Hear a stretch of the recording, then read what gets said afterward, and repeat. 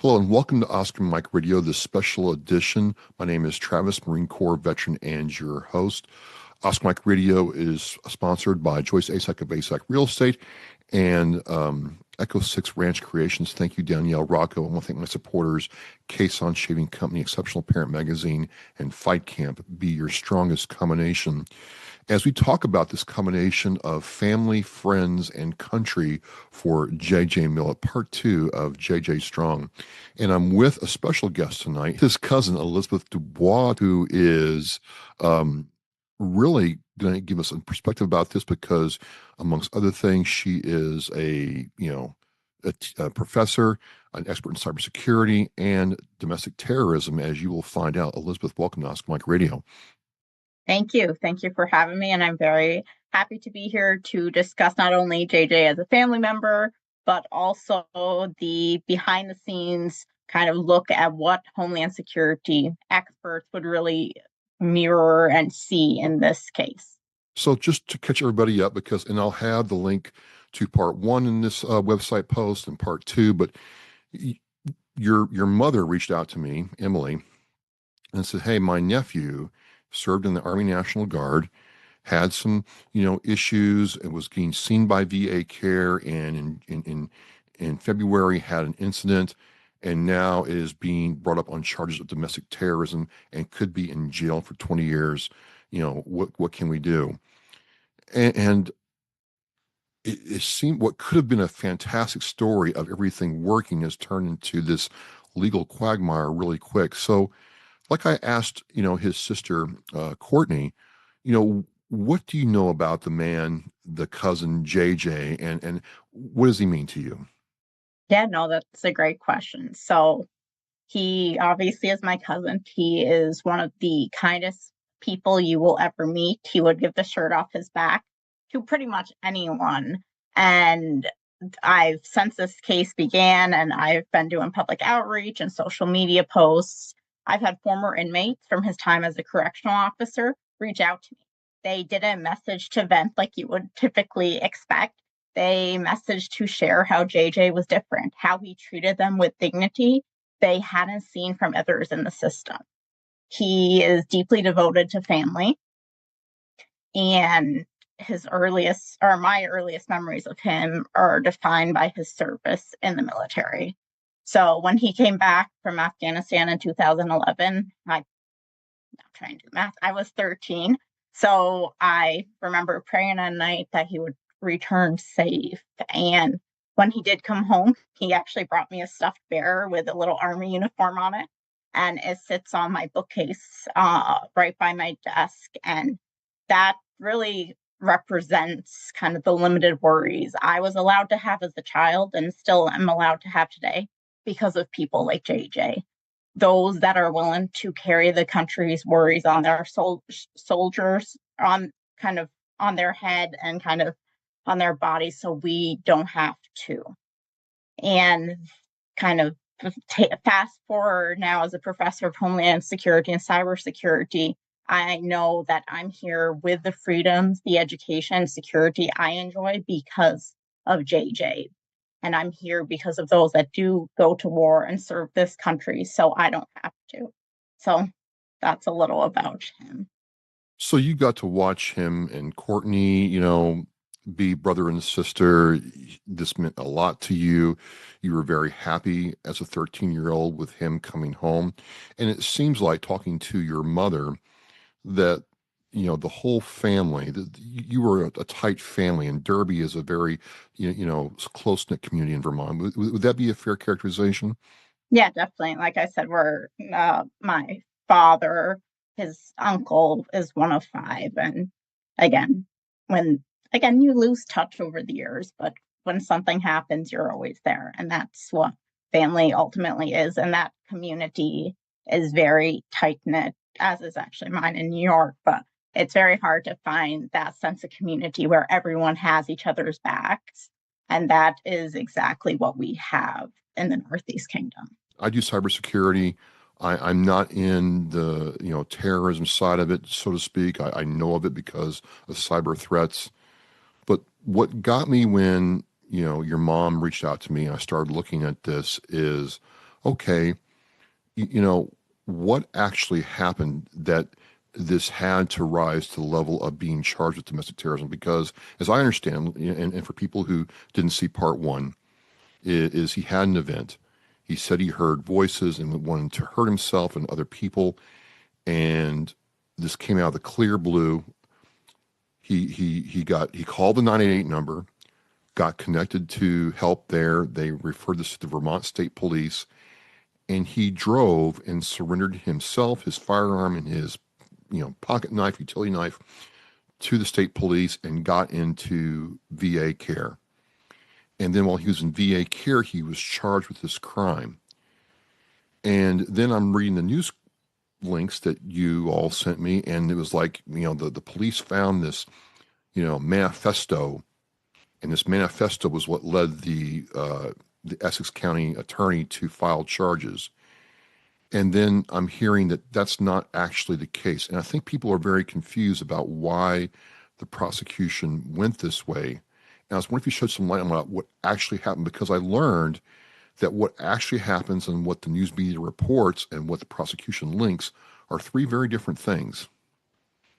Yeah, no, that's a great question. I wish I could make sense of this case myself. But yeah, so basically what happened is, kind of from the professional security standpoint, I'm going to take a step back from being the cousin of JJ and just look at it objectively. So we usually evaluate risk through capability and intent. And JJ is a trained soldier. He possessed the capability, but he lacked the fundamental intent required to define a terrorist under the law. Again, obviously, my law differs than what really is the domestic terrorism charges being brought against him. But in our field, we study the pathway to violence. So this is marked by ideological radicalization and a deliberate desire to cause some type of harm, whether political, social. In late February, JJ wasn't on this pathway to violence. He had a chemical malfunction, as you said. He experienced a documented psychiatric crisis. So this was an episode that was actually triggered by a horrible reaction to a new VA prescribed medication. And I've spoken to colleagues in the legal and national security fields, and the consensus is still of disbelief. I've laid out the facts, and they're really at a loss, as I'm sure a lot of the public is as well, as how the facts, which I'll present, have escalated to the domestic terrorism charge. Because I understand it, the Vermont State Police looked at this and said at the time, you know what? This appears to be a mental health crisis that was resolved peacefully, and the veteran called for help, got help, and is being compliant with treatment. There's no reason to charge. Yeah, no, exactly. And so the state points to the threats made on the 988 call, but they are in terms really ignoring the clinical context of that. So JJ didn't call the Veterans Crisis Line to make threats. He called because his mind was failing him. When the counselor on the other end probed him with questions, who do you want to harm? He answered with honesty, which you would hope happens on a call like that. When he told troopers that voices were telling him to harm people, he immediately followed it with a plea, I hope God keeps me from obeying. I do not know what to do. As a security expert, that in and of itself is a man-reported symptoms of this crisis, not intentions. So basically, if you think about it, if you tell a doctor your chest hurts, you aren't threatening to have a heart attack. You are asking for intervention to prevent one. So what the state's trying to do is to rebrand this medical crisis as a criminal confession. We often know people call a crisis line for one reason and one reason only. It is for intervention. You don't call a recorded government lifeline to hide a plot.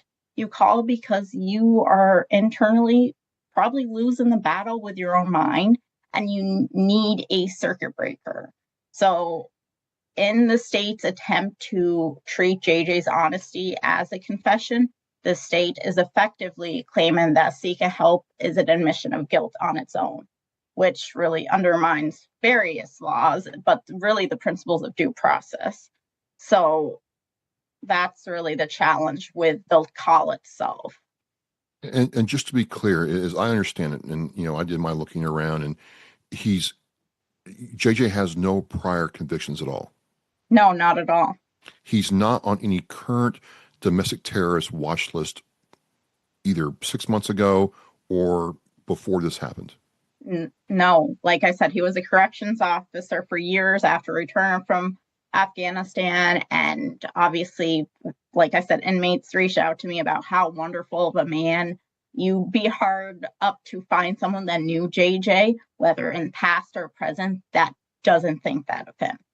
So you've done work with the Department of Homeland Security. You teach us as a professor. Again, separate him being a family member and a cousin. If he's there's no marker that I would think that would classify him or profile JJ as a terrorist on his face. Yeah, no, like I said, there's nothing. So the state's argument obviously hinges on that call, which of itself is a very gray area. But then they say he was tracked to a parking lot in Newport, which he sat in for under 2 minutes. They've painted a picture of a man in tactical gear with dangerous weapons. So the facts of the story, which are not being reported in the media or by the state, is he had no tactical gear. He doesn't even own any, and none was found. He had legal carry, so he had a revolver in the car with him and a jackknife, items that many veterans and many Vermonters typically travel with, so that's nothing to be shocked about. And the big thing is, at the peak of his psychotic break or episode, JJ did not reach for a rifle, a gun. He reached for a phone. He sought a controlled environment specifically to ensure that these weapons stayed silent. Well, and that's the thing too, because a lot of times, this isn't in this way, veteran or not. When it's like this, it's usually like, hey, I've already made the decision to end my life. I'm done. But he wanted help and surrendered peacefully. I'm like, you don't surrender peacefully if you're trying to hurt somebody. Am I wrong there? And that's exactly the big thing here. So after speaking with the troopers, because the 998, the crisis line, they called the state troopers because he did make claims to harm himself or others. And they did exactly what they should have done. They alerted the police, which is great because you want to ensure public safety. Sure. And then the cops came in and tried to defuse the situation. Again, their job. But what came after is, after the police deemed him no longer a threat to the public, he should have been directly kind of brought for medical attention. And that should have been the end of it if he was honestly seeking treatment. So after speaking with the troopers, the police asked JJ to drive himself to the barracks. If the state truly considered him an active domestic terror threat at that moment, they never would have allowed him to get behind the wheel of a car and drive to them. He surrendered to the state police barracks, disarmed himself, and surrendered for mental health evaluations. There's no terrorists do not seek out police stations to hand over their weapons. And he chose a hospital bed and even stayed in the VA psychiatric center for an entire month to be stable. And that is not any sign of being a terrorist. I just want to go back to the Vermont State Troopers' involvement in response to this, because I'm like, wow, they could have escalated this. They could have, called the SWAT team and, had guns pointed at him. But it seemed like they talked him into just coming down. Hey, we're going to help you out. I mean, how important was that? Because that seems to be the exception, not the norm sometimes. Yeah, no, definitely. Like I said, everything followed kind of the playbook, and they did what they should have done in a mental health crisis. From the 98 crisis line to the police intervening. And again, this could have went 50 different ways, but we're thankful in a way that until that point, it went that way. But as you said, a few days after being in the hospital seeking treatment, he got served papers and the charges of domestic terrorism. And then since then, we've been trying to piece everything together on what leg they have to stand on to make this case. So one thing that comes to that I get asked a lot is, well, these journals, because it's my understanding they found his journals, and there must have been some kind of really harmful stuff in those journals, and it came off as a manifesto. But listening to your mom and Courtney, they're like, well, that was his VA journals for therapy, and I don't get mental counseling from the VA. I get health, but even I've been encouraged to keep a journal of my health and how I'm feeling in case I need to talk to him about that. What were those things that they're speaking of when it came out as a manifesto, Yeah, no, like Elizabeth? I said, after he surrendered at the police station, he told a family friend who happened to be an on duty officer to retrieve a legal weapon that was on his table at his home. At Okay. that point, they searched the house, found a notebook where JJ had written about a mass casualty event being the solution to a world of misery that exists. The state pulled that one line out of a host of spiritual reflections and labeled it a manifesto, which was since overturned in court. That the judge did say that it cannot be labeled a manifesto. It does not reach that status. As a researcher, I understand the value of data, but the big thing here is what the precedent sets is the dangerous weaponization of healthcare. So these were not terrorist plans. They were mandated, or not necessarily mandated, but they were therapeutic tools that the VA and a lot of psychiatrists actually recommend to their patients to process PTSD, to process what was seen and heard while serving this country. And JJ was doing exactly what the VA says: get the darkness out of your head onto paper so you can process it, so we can process it. It's one of the first And things that we're told to do is yeah, to journal. It's a big part of the VA's and mental health component. and even before he served, he would journal. He almost like a diary of sorts, but he Courtney would said he get was a good down. writer. He's a good Yeah, writer. he's a phenomenal writer, and he Really? would write down all his thoughts into journals. And then, obviously, coming back from Afghanistan, he would obviously amped up and tried to write down more because he tried to process what went on over there, and to really take that private medical recovery and his religious reflections and rebrand them as a criminal plot is a clinical betrayal.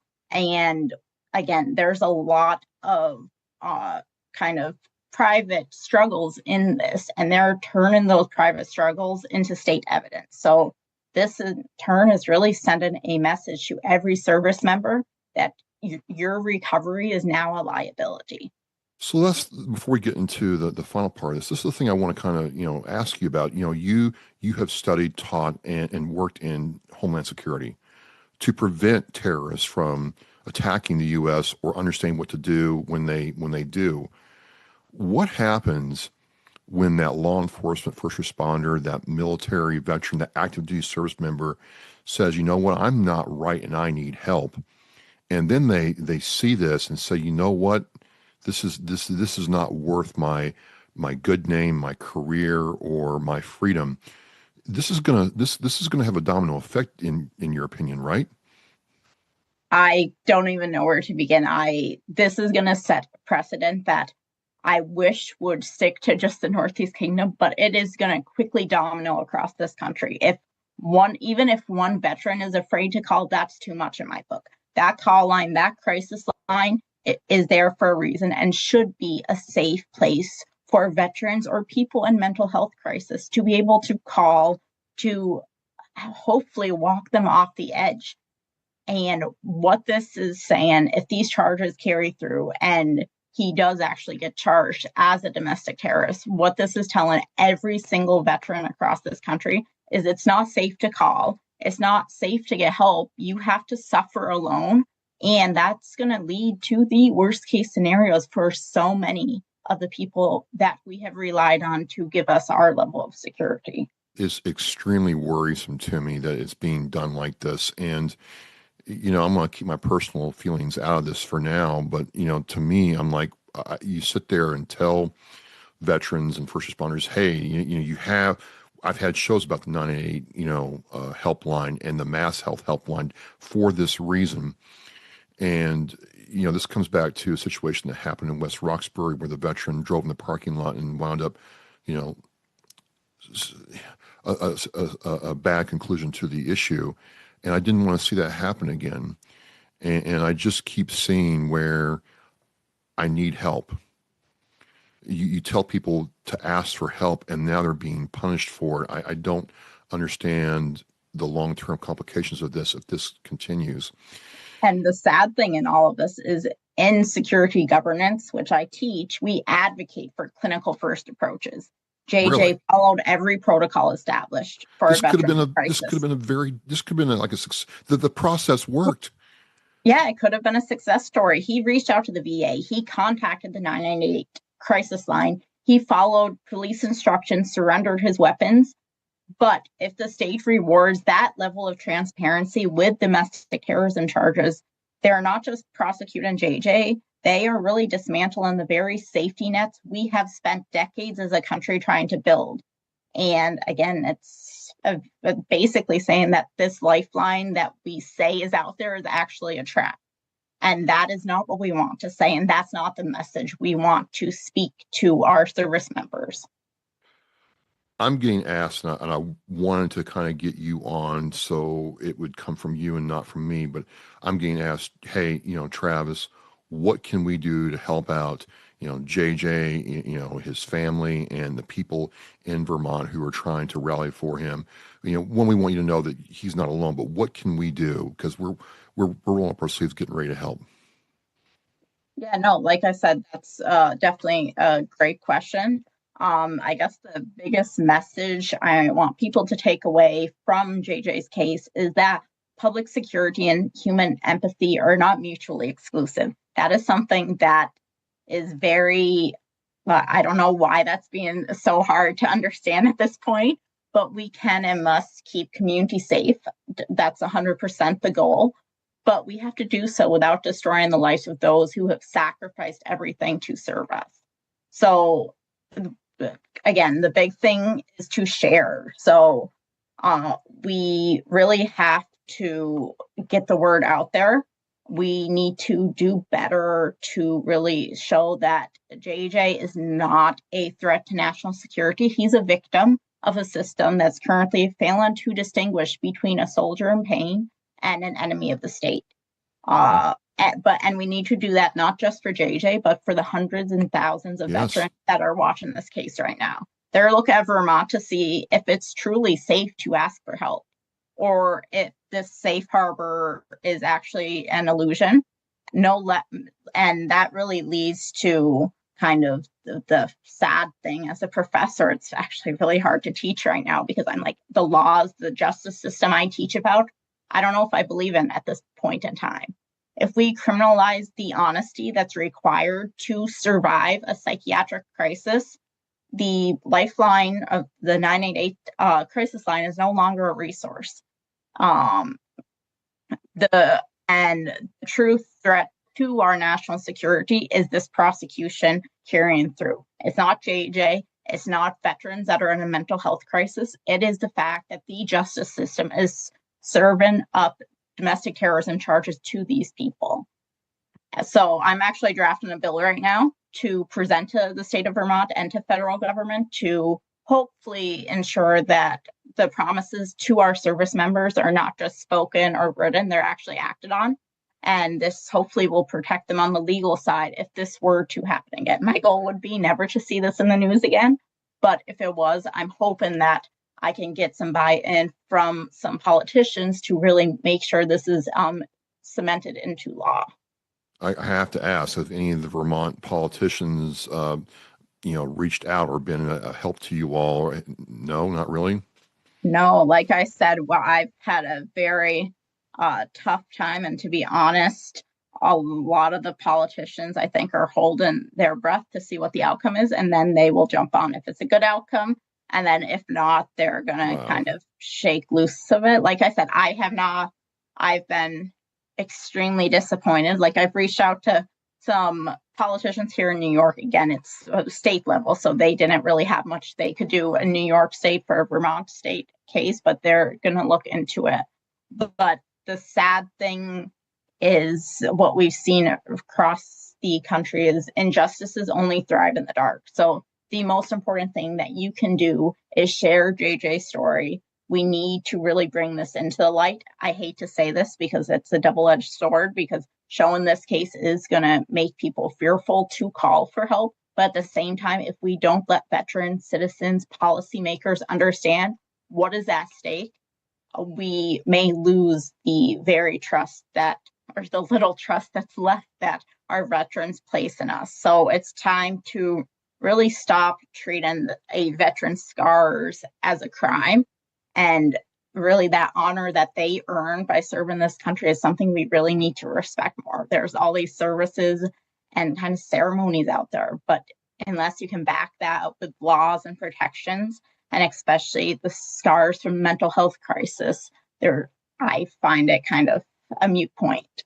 Myself and my veteran family are going to magnify this. I've never met JJ, never met you, but it just seemed like when your aunt reached out that first time that, okay, this is time to band together like veterans have in the past and show that we're not going to be, just pushed around. So we'll keep sharing, we'll keep amplifying, and I look forward to talking to the next person to keep this going, Elizabeth, because again, if this happens once, it can happen again, and then it's never going to stop, and you're going to have people just, choose a different pathway. And the fact of the matter is, your cousin's still with us. He's still here, and I just hope this has a happy ending. Yeah, no, like I said, if we obviously do as well, but the big thing is the precedent. And as JJ said before, obviously he does care about the outcome for himself, but the bigger thing is he does not want this to happen to another veteran. He's like, Yeah. it's no man left behind on the battlefield in war zones. Why do we have to leave them behind when we come back? And that is not okay. In my book, like I said, I've been doing a lot more research than I'm used to really dive into kind of what's out there for veteran protections. And there's very little. Wow. Sad. So, Well, again, we're going to keep this going. We're going to amplify on our end. We are here for you, and for what it's worth, he's not alone as far as I'm concerned. And we're right here with you all and your family. And just thank you for sharing with us tonight. And I'm looking forward to talking with you again as this progresses, Elizabeth. thank you. No, I really appreciate it. So look, ladies and gentlemen, it's just as simple as sharing and sharing again so people know about this. If we as Americans come together for this veteran, then this carriage of justice cannot continue. I'm Travis Laskin, Mike Radio. Elizabeth, thank you for talking with us. Yeah, thank you again for having me. We're mission in flight. We'll see you next time.